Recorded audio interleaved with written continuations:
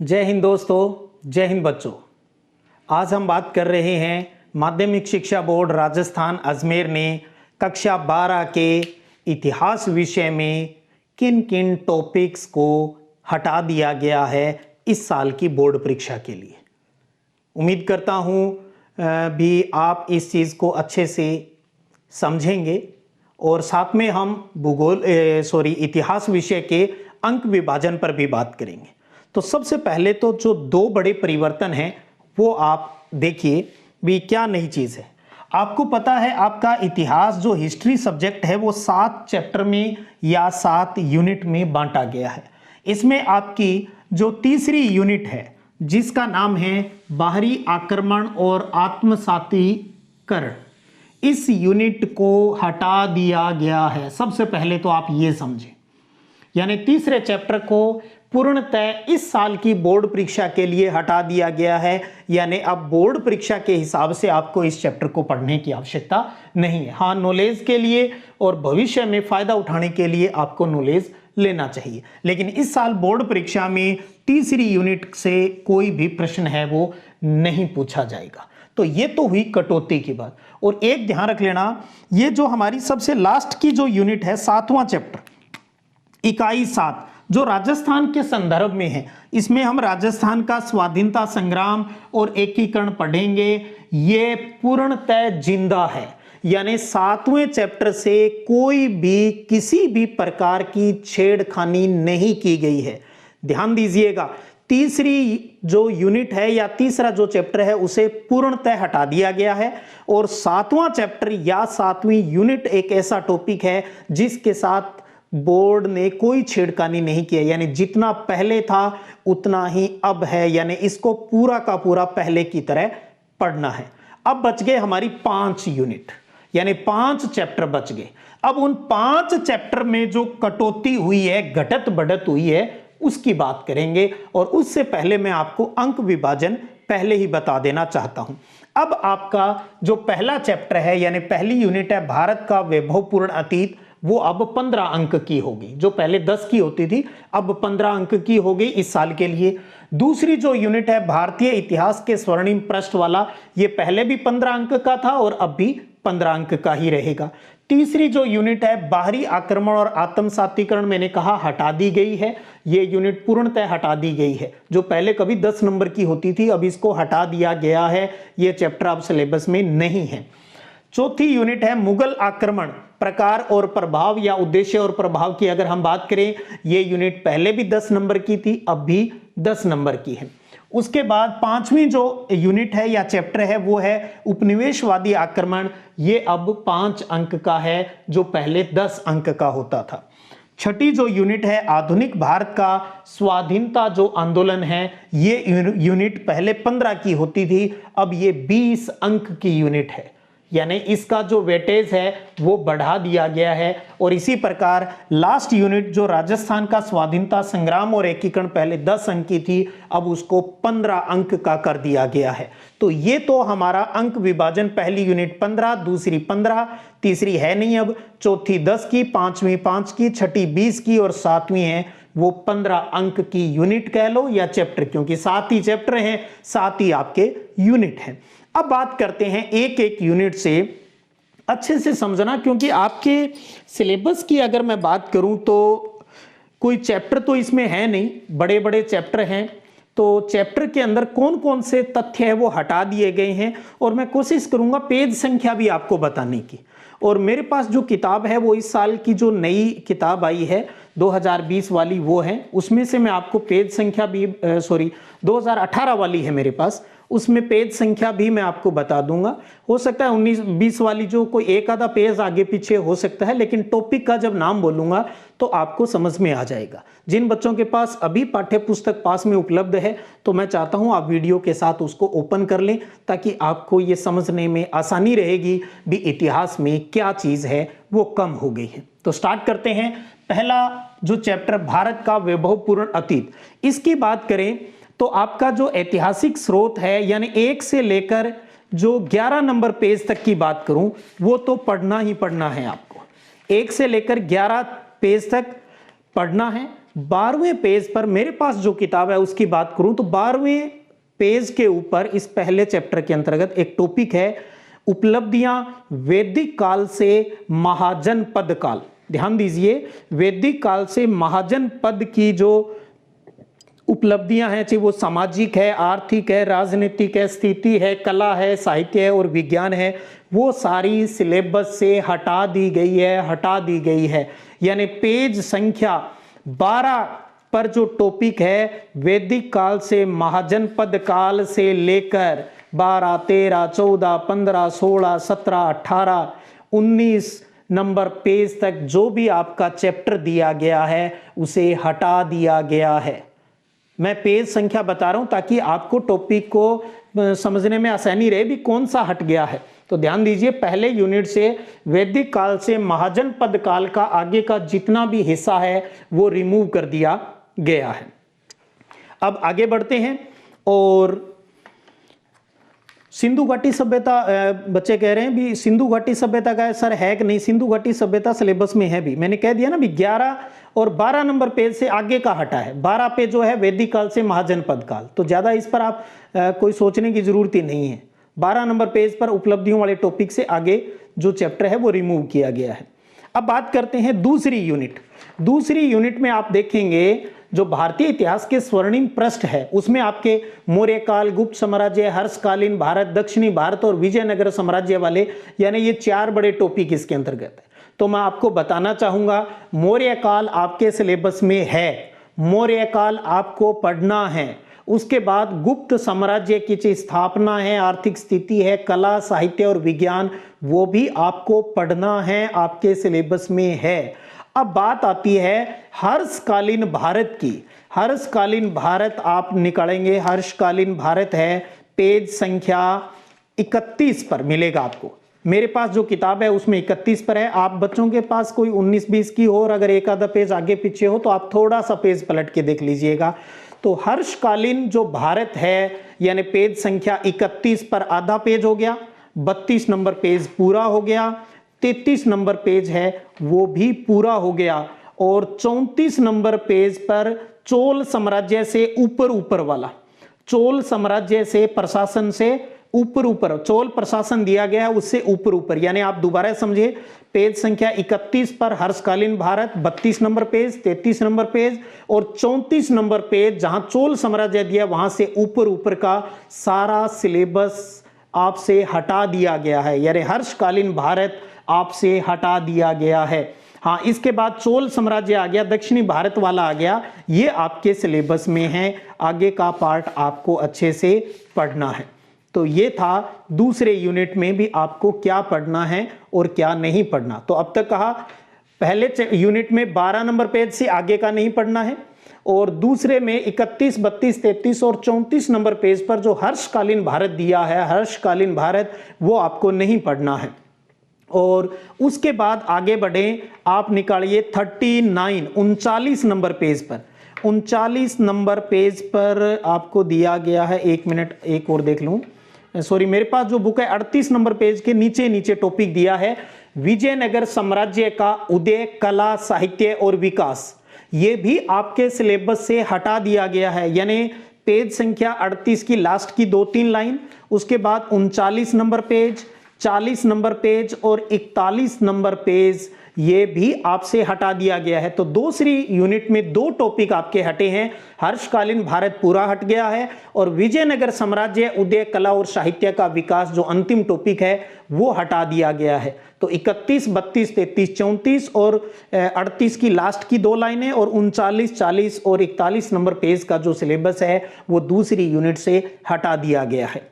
आगे बढ़ें, तीसरी यूनिट है बाहरी आक्रमण और आत्मसातीकरण। 44 नंबर पेज से लेकर 57 नंबर पेज तक जो कुछ भी दिया गया है वो सब छोड़ दीजिएगा, सब हट गया है इतिहास विषय से, हिस्ट्री से। तीसरी यूनिट कहो, तीसरा चैप्टर कहो, पूरा का पूरा डेड हो चुका है। नॉलेज के लिए पढ़ सकते हो, बोर्ड में प्रश्न इस साल नहीं आएगा। अब बात करते हैं चौथे चैप्टर या चौथी यूनिट पर, मुगल आक्रमण, उद्देश्य और प्रभाव। उस पर अगर हम बात करें तो उसमें 3 टॉपिक आपको पता है, अरब आक्रमण है, तुर्क आक्रमण है और मुगल आक्रमण है। ध्यान दीजिए, पहली जो टॉपिक है आपका अरब आक्रमण, जिसमें दाहिर सेन, नागभट्ट, बप्पा रावल और अन्य का जो जानकारी दी गई है ये सारा हट गया है, यानी पेज संख्या 58 हट गया, 59 हट गया और पेज संख्या 60 हट गई और पेज संख्या 61 पर जो तुर्क आक्रमण दिया है यानी पृथ्वीराज चौहान से पहले पहले का, ध्यान दीजिएगा आपकी चौथी यूनिट में 58 नंबर पेज हट गया, 59 कट गया, 60 कट गया और 61 आधा कट गया, यानी पृथ्वीराज चौहान दिया है मेरे पास जो किताब है उसमें आपका। मैंने फिर एक बार कह दूं, आगे पीछे देख लीजिएगा, एक आधा पेज थोड़ा बहुत, लेकिन टॉपिक बोल रहा हूं मैं साथ में। पृथ्वीराज चौहान जो दिया है उससे ऊपर ऊपर का जो तुर्क आक्रमण और सारा है वो आपसे अरब आक्रमण में दाहिर सेन, नागभट्ट, बप्पा रावल और अन्य यानी पृथ्वीराज चौहान से पहले पहले का सारा कट गया है। अब आगे बढ़े, यानी 58, 59, 60 पेज नंबर है वो कट गया है, 61 नंबर पे गया है पृथ्वीराज चौहान। ध्यान दीजिएगा, पृथ्वीराज चौहान आपके सिलेबस में है। तुर्क आक्रमण में पृथ्वीराज चौहान आपके सिलेबस में है। और उसके बाद पेज संख्या 63 पर आपके रणथंबोर का हमीर चौहान दिया है, वो आपके सिलेबस में नहीं है, यानी पेज संख्या 63, पेज संख्या 64, पेज संख्या 65 हटा दी गई है आपके सिलेबस से। और उसके बाद रावल रतन सिंह को भी हटा दिया गया है, यानी पेज संख्या 65, पेज संख्या 66, यहां तक आपको सिलेबस ये हटा दिया गया है। एक बार पुनः सुने, तुर्क आक्रमण में पृथ्वीराज चौहान आपके सिलेबस में है, पहले तो आप ये समझे। 61, 62 और 63 तक जहां रणथंबोर का हमीर चौहान स्टार्ट होता है वहां तक पृथ्वीराज चौहान आपके सिलेबस में है। रणथंबोर का हमीर चौहान जो 63 नंबर पेज पर भी है और 64 पर है और 65 पर है, और 66, 65 पर यह रावल रतन सिंह और 66 पर भी आधे पेज में रावल रतन सिंह दिया गया है, ये आपके सिलेबस से हटा दिया गया है। उसके बाद आता है कुंभा, महाराणा कुंभा 1443 से 1468 तक इसे जिंदा रखा है, यानी सिलेबस से हटाया नहीं है, यानी पेज संख्या 66 पर महाराणा कुंभा दिया गया है, ये आपके सिलेबस में है। और इसके बाद पूरा चैप्टर जिसमें हम मुगल आक्रमण, राणा सांगा, चंद्रसेन, इन सब की बात करें वो सभी अपने सिलेबस में है। राणा सांगा, चंद्रसेन, महाराणा प्रताप, दुर्गादास, शिवाजी और पेशवा, ये सारे सिलेबस में है। एक बार पुनः सुने, 10 नंबर की इस चौथी यूनिट की अगर हम बात करें, इसमें अरब आक्रमण आपका पूरा कट गया है। तुर्की आक्रमण में 2 टॉपिक हटे हैं, हमीर और रावल रतन सिंह को हटाया गया है, और पृथ्वीराज चौहान, कुंभा और इसके आगे का जितना भी मुगलों से संबंधित जो भी टॉपिक आपको चाहिए, मैं नाम बोलूं, राणा सांगा, चंद्रसेन, महाराणा प्रताप, दुर्गादास, शिवाजी और पेशवा है, ये हमारे सिलेबस में हैं। आपको अच्छे से इसको तैयार करना है।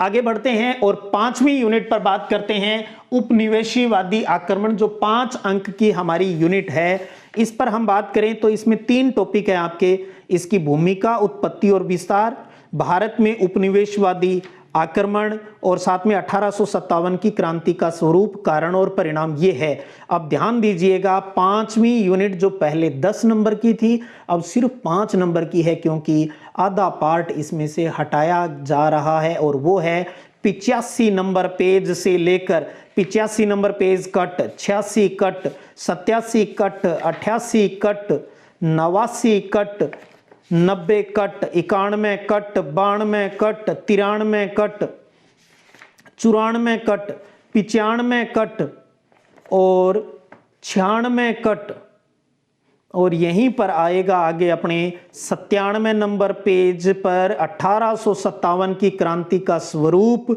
कारण और परिणाम, ये नहीं हटाया गया है। तो ध्यान दीजिए, 1857 की क्रांति का स्वरूप, कारण और परिणाम टॉपिक जहां से शुरू होता है उससे पहले का पूरा चैप्टर है वो हटा दिया गया है। तो आप कैसे समझेंगे इस चीज को? पेज के हिसाब से 85 नंबर पेज से लेकर 94 95 96 नंबर पेज तक पूरा, और 97 नंबर पेज पर ऊपर का थोड़ा सा टॉपिक, यानी 1857 की क्रांति का स्वरूप, कारण और परिणाम से पहले का सारा हटा दिया गया है। हाँ, 97 नंबर पेज से जहां अपनी क्रांति स्टार्ट हो जाती है वहां से आगे का पूरा अध्याय 103-4 नंबर पेज तक पूरा हमारे सिलेबस में है। उम्मीद कर रहा हूं आप पेज के हिसाब से बता रहा हूं तो इस चीज को अच्छे से समझ पा रहे होंगे। आगे बढ़ते हैं और छठी बड़ी यूनिट पर बात करते हैं जो कि 20 नंबर की यूनिट है और इसमें काफी सारे टॉपिक हैं। सबसे पहले बात करते हैं, इसका पहला जो टॉपिक है सामाजिक आंदोलन, जिसमें हम ब्रह्म समाज और राजा राम मोहन राय, आर्य समाज और दयानंद सरस्वती, रामकृष्ण मिशन और स्वामी विवेकानंद, इन सब की बातें करें तो ये सब हमारे सिलेबस में है। यानी पेज संख्या की अगर बात करता हूं तो पेज संख्या 106, 7, 8, 9 और 10 तक हमारे सिलेबस में है। छठी यूनिट यानी छठा चैप्टर सामाजिक आंदोलन 106 नंबर 110 नंबर पेज तक है, वो सारा हमारे सिलेबस में है। आगे बात करें तो अपना क्रांतिकारी आंदोलन स्टार्ट हो जाते हैं। ये इनमें से एक टॉपिक को छोड़कर, आजाद हिंद फौज को छोड़कर सारे हटा दिए गए हैं। आजाद हिंद फौज को छोड़कर सारे टॉपिक हटा दिए गए हैं, तो ध्यान दीजिए। 111 नंबर पेज कट हो गया, 112 नंबर पेज कट हो गया, 113 नंबर पेज कट हो गया, 114 नंबर पेज कट हो गया, 115 नंबर पेज कट हो गया और 116 नंबर पेज भी आधा कट हो गया, क्योंकि 116 नंबर पेज पर ही हाफ पेज में स्टार्ट होता है आजाद हिंद फौज। ये टॉपिक आपके सिलेबस में है, ये टॉपिक आपके सिलेबस में है, ध्यान दीजिएगा। क्रांतिकारी आंदोलन में सिर्फ एक ही टॉपिक आपको आजाद हिंद फौज पढ़ना है, यानी 111 से लेकर 115 तक पूरा, और 116 नंबर पेज है वो आधा आपके कट हो गया। 116 नंबर पेज पर ही स्टार्ट होता है आजाद हिंद फौज, ये आपके सिलेबस में है। उसके बाद बात करें राजनीतिक आंदोलन, ये टॉपिक पूरा आपके सिलेबस में है। कहां से कहां तक अलग अलग पार्ट में बात करें तो सबसे पहले बात करते हैं 1885 से 1907 वाला जो पार्ट है, 1885 से 1907 यानी 118 नंबर पेज आपके सिलेबस में है, 119 आपके सिलेबस में है, 120 आपके सिलेबस में है, 121 आपके सिलेबस में है और 122 भी आपके सिलेबस में है, 123 भी आपके सिलेबस में है। तो यानी 1885 से 1907 तक के जो भी टॉपिक दिए गए हैं वो सारे हिस्ट्री के सिलेबस में इस साल बोर्ड परीक्षा में शामिल रहेंगे। अब बात करते हैं 1907 से लेकर 1919 में। 1907 से 1919 में बात करें तो दो टॉपिक हटा दिए गए हैं, वो है प्रथम विश्व युद्ध में भारत और जलियांवाला हत्याकांड। ये दो टॉपिक हटा दिए गए हैं, तो ध्यान दीजिए। इसका मतलब अब 123 नंबर पेज हमारे सिलेबस में है, 124 हमारे सिलेबस में है, 125 आधा है और 125 के आगे पेज पर ही स्टार्ट होता है प्रथम विश्व युद्ध एवं भारतीय राष्ट्रीय आंदोलन, जिसमें होम रूल और ये सारे आगे, क्योंकि भारत की स्थिति बताई है। प्रथम विश्व युद्ध एवं भारत की बात करें और इसके बाद ही अपना आ जाता है जलियांवाला बाग हत्याकांड, ये सारा सिलेबस से हटा दिया गया है। तो ध्यान दीजिए, प्रथम विश्व युद्ध एवं भारत और जलियांवाला हत्याकांड है, ये टॉपिक 1927 तक यानी 1925 का आधा पेज, 1926 का पूरा और 127 नंबर पेज पर 1919 अधिनियम से पहले तक का सारा हटा दिया गया है। उसके बाद 1919 के अधिनियम का आलोचनात्मक विश्लेषण है, ये हमारे सिलेबस में है। उसके बाद 1920 से 1947 की बात करें तो ये है अपने 128 नंबर पेज हैं, 129 भी हैं। 129 पर एक टॉपिक दिया है खिलाफत आंदोलन परिणाम और प्रतिक्रिया। खिलाफत आंदोलन परिणाम और प्रतिक्रिया ये हटा दिया गया है। 129 नंबर पेज पर जो लास्ट में दिया है खिलाफत आंदोलन, ये हटा दिया गया है, ध्यान दीजिएगा। खिलाफत आंदोलन को हटा दिया गया है। उसके बाद बात करें 1922 से 129 नंबर पेज पर और 130 पर आधे पर दिया है खिलाफत आंदोलन ये हटा दिया गया है, ध्यान दीजिए। और 122 से 1930 तक के घटनाक्रम है, 130 पर ये हमारे सिलेबस में है। उसके बाद नेहरू रिपोर्ट और सविनय अवज्ञा आंदोलन है, ये हमारे सिलेबस में है। और गांधी इरविन समझौता हो गया, ये हमारे सिलेबस में हो गया। लेकिन इसके साथ ही ये गोलमेज सम्मेलन दिए हैं 133 नंबर पेज पर। 133 नंबर पेज पर गोलमेज सम्मेलन 1930 से 32 प्रथम, द्वितीय, तृतीय है, ये हमारे सिलेबस से कट गए हैं। तो ध्यान दीजिए, गोलमेज सम्मेलन है जो 133 नंबर पेज पर दिए गए हैं, वो हटा दिए गए हैं अपने सिलेबस से। और इसके बाद हैं द्वितीय गोलमेज सम्मेलन की अगर हम बात करें, ये भी हट गया है। और इसके बाद में आप देखेंगे 134 नंबर पेज पर आपका द्वितीय विश्व युद्ध और भारत वाला टॉपिक दिया गया है। तो 134 और 135 नंबर पेज पर, यानी 1942 का जो भारत छोड़ो आंदोलन है उससे पहले पहले का जो पार्ट दिया गया है, द्वितीय विश्व युद्ध और भारत, इसको हटा दिया गया है सिलेबस से। यानी 134 नंबर पेज पर आधा हो गया और 135 नंबर पेज का भी आधा हो गया, ये भी सिलेबस से हटा दिया गया है। ठीक है, तो आपको समझ गए होंगे भी कौन सा हट गया और कौन सा नहीं हटा है। तो 1942 का भारत छोड़ो आंदोलन है, ये हमारे सिलेबस में है। और उसके बाद आगे का जो दिया है भारत विभाजन की और एवं स्वतंत्रता, ये भी अपने सिलेबस में है। भारतीय विभाजन और स्वतंत्रता, यानी 38, 39, 40, आगे के सारे जो पेज हैं वो सारे हैं। और उसके अलावा 7वें चैप्टर में आपको पहले ही बता दिया, किसी प्रकार की कोई कटौती नहीं की गई, यानी तीसरा चैप्टर पूरा काट दिया गया है और 7वें में से कुछ नहीं काटा गया है। पहले, दूसरे, चौथे और 5वें और छठे, इन 5 चैप्टर में से जो जो टॉपिक कम हुए हैं उनकी बात हमने पेज वाइज कर ली है। आप चाहें समझना चाहें तो मैं एक बार फिर बता दूं, पहली यूनिट में जो वैदिक काल से महाजनपद काल की जो उपलब्धियों वाली बात थी वो सारी हटा दी गई है, यानी पेज संख्या 12 से आगे का पार्ट। दूसरी यूनिट की बात करें तो उसमें से हर्षकालीन भारत जो 31, 32, 33 नंबर पेज के आसपास था, और उसके बाद विजयनगर साम्राज्य, उदय, कला और साहित्य का विकास जो 39, 40, 41 नंबर पेज के आसपास है, उसको हटा दिया गया है। तीसरी यूनिट पूरी हटा दी गई है।